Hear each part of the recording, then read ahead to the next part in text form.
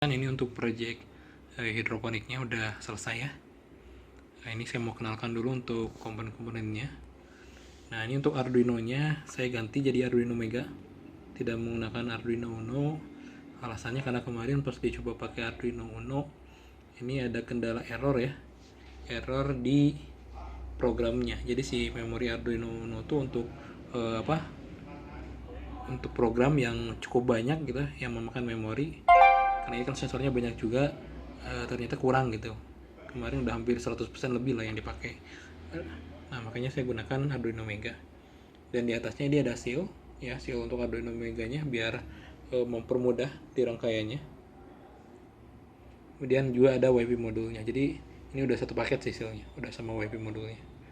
Nah, terus ini relay ya, relay 4 channel.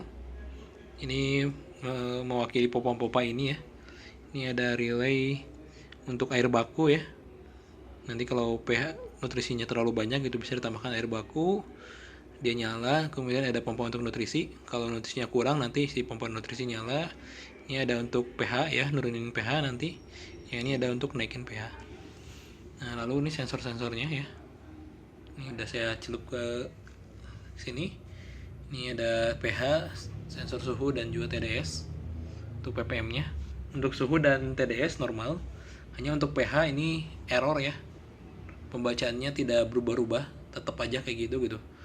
Mau dipindahin ke, ternyata yang rusaknya adalah di bagian probe, nah yang ininya nih ya. Jadi pas awal kesini udah saya cek, yang rusak nih adalah probe-nya. Kemarin saya coba pakai probe yang lain normal, jadi paling nanti akan coba aja beli lagi probe yang baru gitu ya, yang probe yang ininya.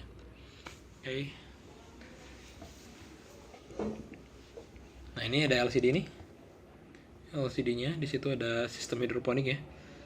Ini kalau misalkan di reset ulang ya, coba saya reset ya, dinyalain lagi gitu ya si alatnya.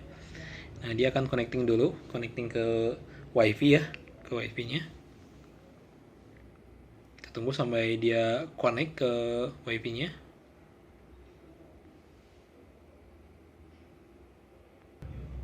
Nah, oke, kalau udah connect dia balik lagi ke tampilan ini. Di situ ada sistem hidroponik ya, kemudian ada pH, itu pH-nya sekarang 6,4 ya. Kemudian TDS, nilai ppm ya dari TDS-nya.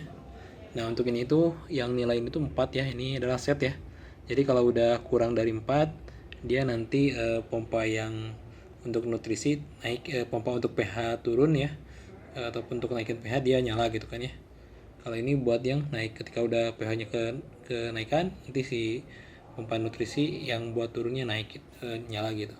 Nah, ini juga nutrisi juga sama nih ya, ini lebih kecil dari 300, berarti nanti kalau udah lebih kecil dari 300 si pompa nyala. Kalau lebih besar dari 800 si pompa yang buat air baku gitu ya, kalau kelebihan nutrisinya ternyata bisa nyala. Nah, di bawah ini ada suhu ya. Oke. Kalau untuk ngecek si nutrisi gampang sih, ini tinggal dicabut aja ya, ini otomatis nah nyala ya si pompa yang ini pompa ketiga ya, berarti pompa nutrisi nih. Kalau nutrisi kurang dia akan nyala. Oke. Nah, ini sekarang nutrisinya malah naik ya. Kalau nutrisi naik, nah dia biasanya ngeset dulu sih, dia ngeset dulu baru dia kalkulasikan. Nah, kita bisa set sebetulnya di webnya. Oke. Nah, ini untuk tampilan webnya ya, ada sistem hidroponik otomatis.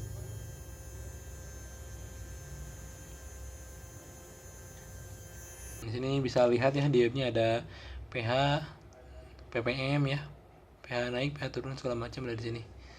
Nah, terus juga bisa lihat grafik ya, bisa lihat grafiknya juga. Kemudian ini settingannya nih, ini grafiknya ya, bisa lihat statistik naik turunnya baik pH maupun TDS-nya nih, bisa kelihatan.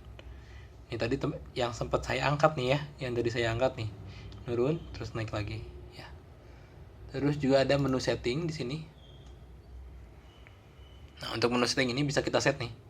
Ini sesuai dengan yang ada di sini nih. Ya, jadi kita bisa kita set, misalkan dia mau 4 gitu ya. Nah, di sini kita set 4 gitu ya. Kemudian lebih kecil dari ppm misalkan ya, atau ini lebih besar dari ppm yang set band-nya.